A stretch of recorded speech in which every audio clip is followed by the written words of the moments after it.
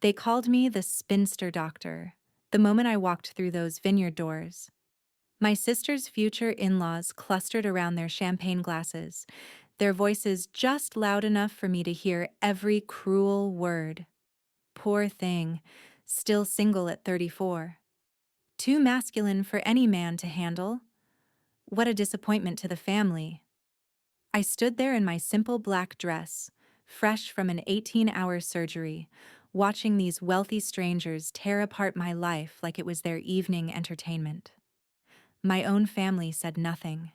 Emma, my golden child sister, didn't even look my way as her future mother-in-law announced that women like me were unnatural for choosing careers over families. The laughter that followed felt like glass breaking in my chest. I was ready to leave, to walk away from their cruelty and never look back. But then something extraordinary happened. An older gentleman at the head table, someone I'd never seen before, stood up slowly, his eyes locked directly on mine.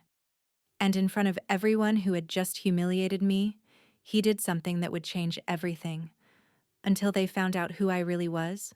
Growing up in the Chen household was like living in a house with two different sets of rules.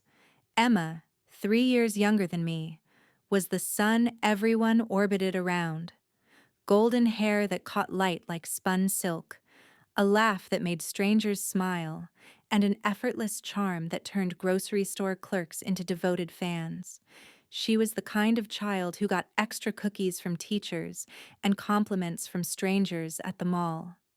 I was the serious one, the one who asked too many questions, who read medical journals under my blanket with a flashlight, who spent lunch breaks in the science lab instead of the cafeteria. While Emma practiced dance routines in our living room, I dissected frogs in our garage, dreaming of the day I'd work on something that mattered. My parents didn't discourage my interests exactly, but they didn't celebrate them either. When I won the state science fair at 15, my mother's first comment was, "That's nice, honey. Emma just got asked to homecoming by the captain of the football team."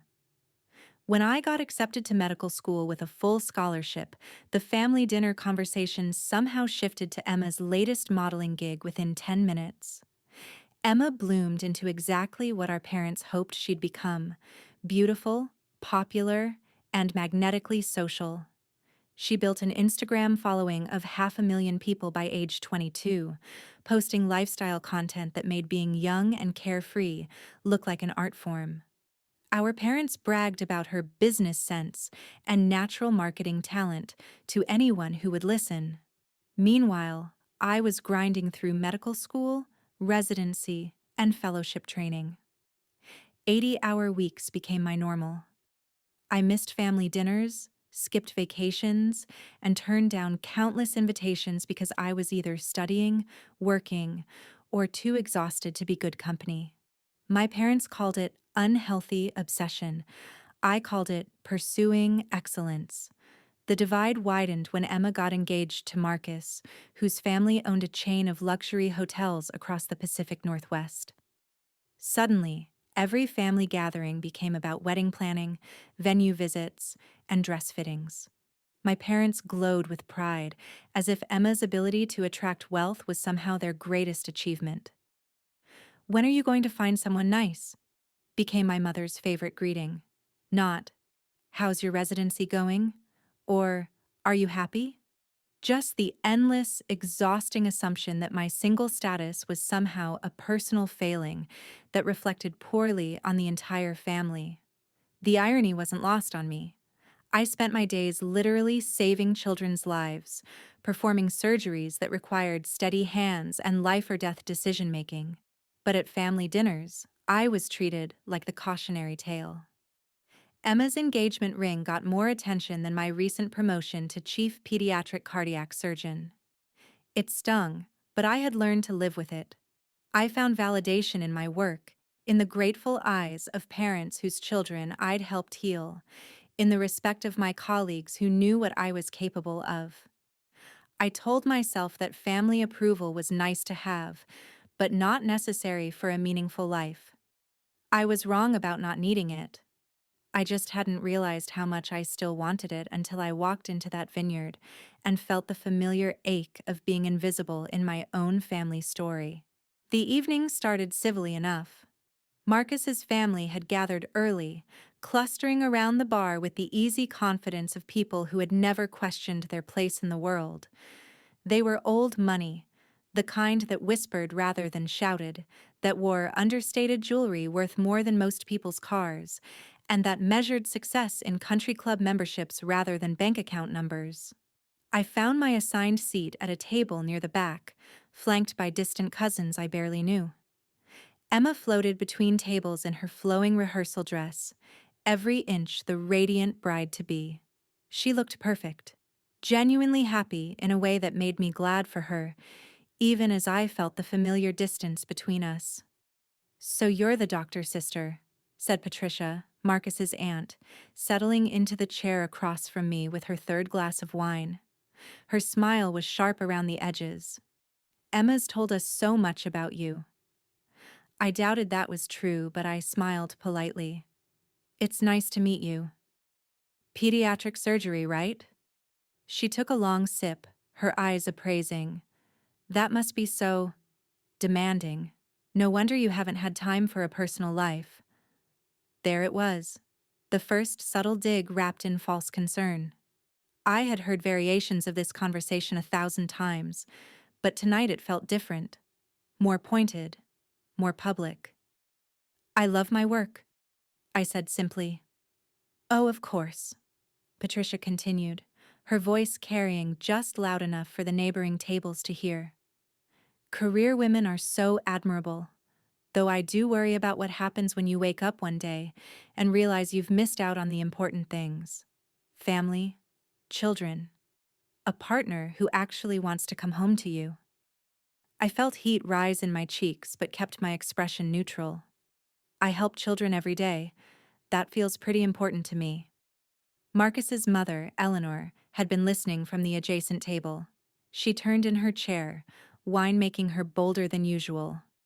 "Oh, honey," she said, with a laugh that wasn't quite kind. "That's so sweet. But don't you think there's something a little unnatural about a woman who chooses surgery over nurturing her own family?" The word unnatural hung in the air like smoke. I saw heads turn, conversations pause.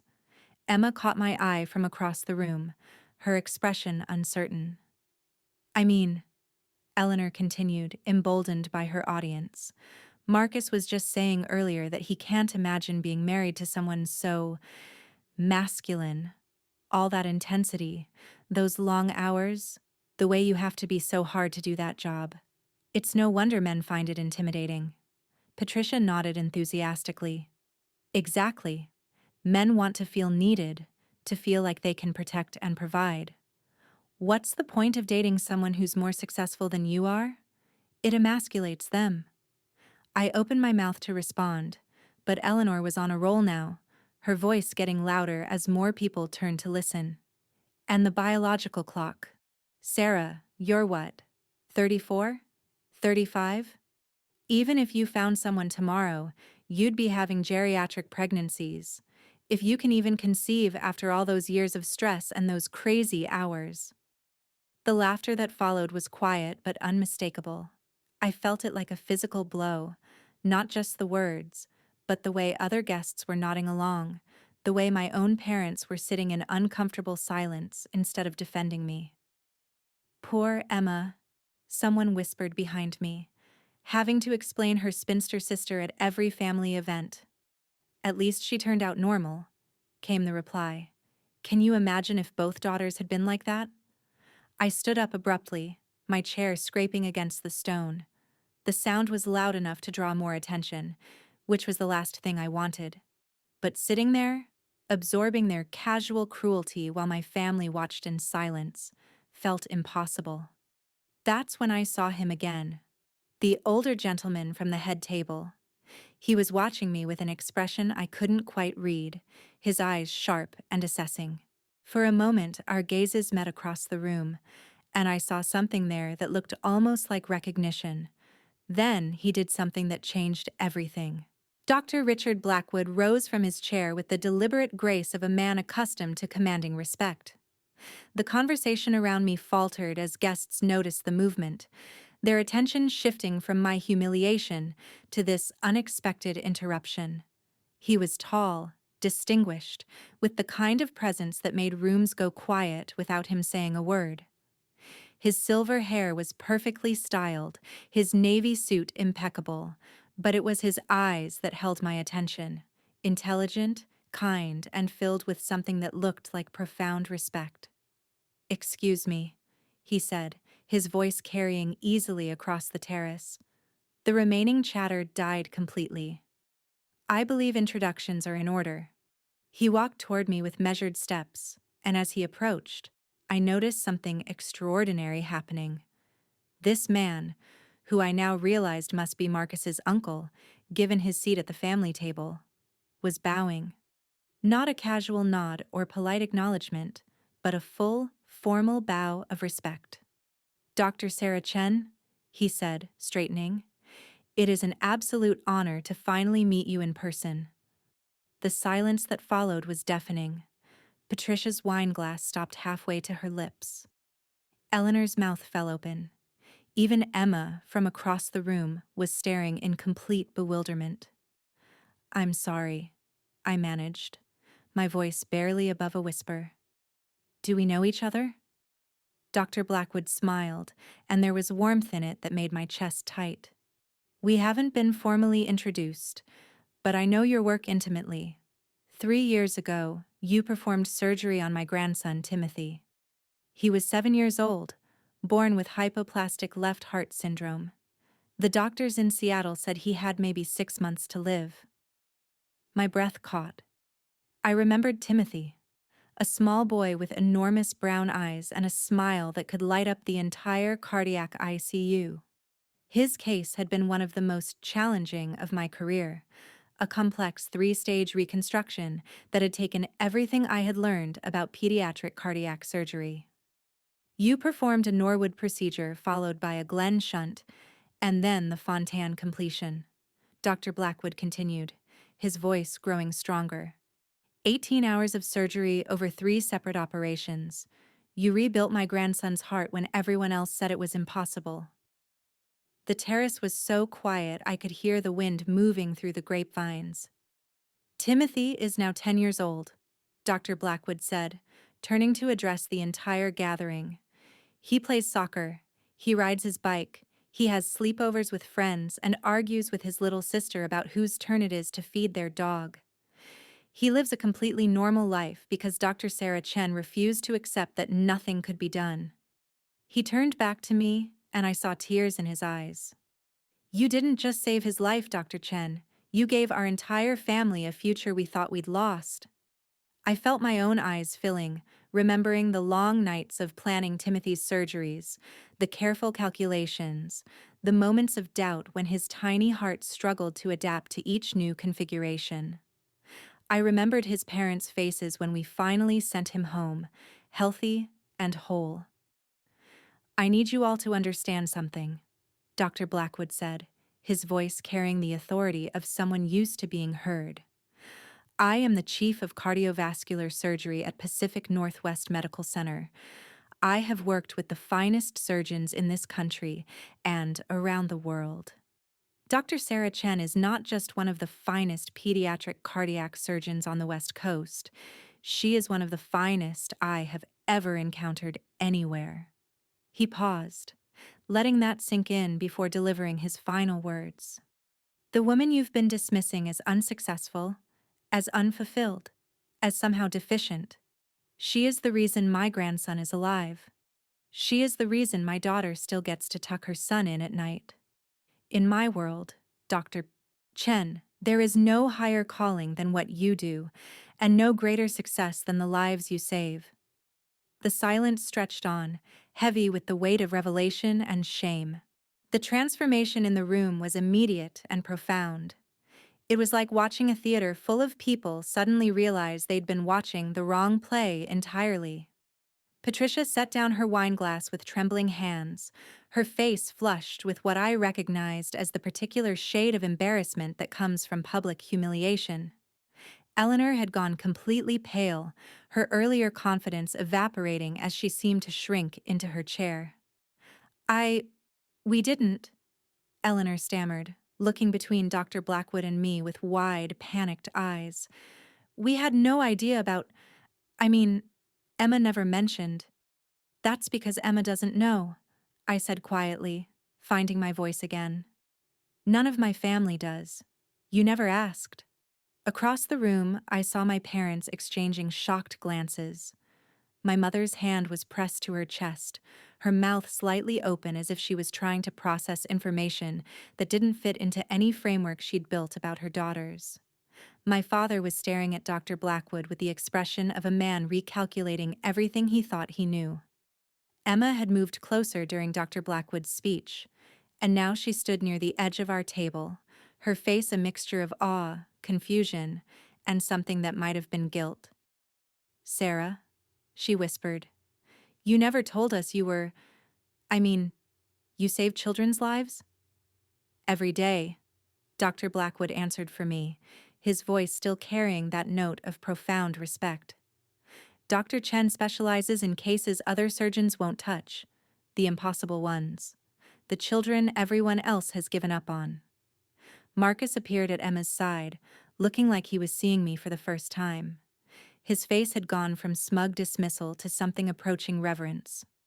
"Dr. Chen," he said formally, "I owe you an apology. We all do." "You owe me nothing," I replied, surprised by how steady my voice sounded. "But perhaps you might consider that success isn't always measured by the things you can see at dinner parties." The gathering around us had shifted completely. People who had been laughing at my expense minutes before now watched with the kind of careful attention usually reserved for celebrities or dignitaries. I could feel the weight of their reassessment, the way they were mentally rewriting their understanding of who I was. A young woman approached hesitantly. Marcus's cousin, I think. "Dr. Chen," she said softly, "my friend's baby had heart surgery last year in Portland. The surgeon said it was impossible, but then they brought in a specialist from Seattle who performed a miracle. Could that have been you?" I smiled gently. "I don't know. But if a child got the help they needed, that's what matters." Dr. Blackwood watched this exchange with satisfaction, then turned to address the room one final time. "I hope you'll all remember this moment," he said. "The next time you're tempted to judge someone's worth by conventional standards, remember that the most extraordinary people often don't fit ordinary definitions of success." The evening had become something entirely different than what any of us had expected. Later, as the formal dinner wound down and guests drifted toward the outdoor lounge area, my family found me standing alone by the vineyard's edge, looking out over the valley lights below. The cool night air felt good against my skin, a welcome contrast to the intensity of the evening. My mother approached first, her steps hesitant in a way I'd rarely seen. "Sarah," she said softly, "we need to talk." "Do we?" I asked, not turning around. It wasn't meant to be cruel, but I was tired, bone-deep tired in a way that had nothing to do with the long surgery I'd finished that morning. "We didn't know," my father said, joining us, "about the children you save, about your reputation. Why didn't you tell us?" I turned to face them then, seeing something in their expressions I'd been waiting for my entire adult life, genuine curiosity about who I actually was. "When would I have told you?" Between questions about when I'm getting married, during conversations about Emma's latest brand partnership, at family dinners where my work was dismissed as an unhealthy obsession. The words hung between us, not angry, but matter of fact. My mother's eyes filled with tears. "You never seem to want to share," she said weakly. "I stopped trying," I admitted. "When I was in medical school, I'd call to tell you about my classes, my rotations, the patients I was helping. But the conversations always shifted back to Emma's modeling shoots or her social life. I learned that my world wasn't interesting to you. Emma appeared beside our parents, her elegant rehearsal dress rustling in the evening breeze. Her face was different now, stripped of the casual confidence that had always defined her, replaced by something rawer and more honest. "Sarah," she said, her voice small, "I'm so sorry." I studied my sister's face, seeing perhaps for the first time the person underneath the perfectly curated image. For what, specifically? For never asking. For never caring enough to know what you actually do. For letting them. She gestured toward where Marcus's family was sitting. For letting them talk about you like that without saying anything. Her voice broke slightly. For being so wrapped up in my own life that I forgot to be proud of my incredible sister. The apology felt genuine in a way that surprised me. "Emma, you've never been deliberately cruel. You live in a different world than I do. But I should have tried to understand yours," she said firmly. "Dr. Blackwood was right. What you do is extraordinary. I have 500,000 followers on Instagram, but you save children's lives. How did I ever think those things were comparable?" Before I could respond, Dr. Blackwood approached our small family gathering. "I hope I'm not interrupting," he said courteously, "but I wanted to speak with Dr. Chen before the evening ends." He turned to me with the same respectful attention he'd shown all evening. "Sarah, I'd like to make you an offer. Pacific Northwest Medical Center is opening a new pediatric cardiac unit next year, the most advanced facility on the West Coast. We need a director, someone with both surgical excellence and the vision to build something revolutionary." I felt my breath catch. Pacific Northwest was legendary, the kind of place where medical history was made. The position would come with a research budget, your choice of surgical team, and the opportunity to establish protocols that could change pediatric cardiac care nationwide, he continued. "I can't think of anyone I'd trust more with that responsibility." The offer was beyond anything I'd imagined, but what struck me most was the way my family was listening, really listening, to someone speak about my future with reverence and excitement. For the first time in years, I felt seen by the people who mattered most. 3 months later, as I walked through the halls of my new position at Pacific Northwest Medical Center, I thought about that night at the Vineyard. The evening that started with cruel laughter had become a turning point. Not just for how my family saw me, but for how I saw myself. I had spent years waiting for their approval, measuring my worth by their willingness to celebrate my achievements. But Dr. Blackwood's recognition taught me something profound. The people who truly matter will see your value without needing it explained to them. And those who can't see it? That says more about their limitations than your worth. Emma and I talk regularly now. Real conversations about our work, our dreams, our fears. She started asking about my patients, and I've started understanding the genuine creativity behind her social media success.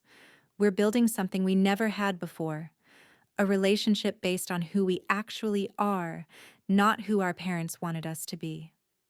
My parents are trying too, in their imperfect way. They brag about me now to their friends, though I suspect they still don't fully understand what I do. But they're asking questions, and that's a start. The most important lesson, though, was this. You cannot control how others choose to see you, but you can control whether you need their vision to feel whole. I spent decades seeking validation from people who were looking for entirely different things than what I had to offer.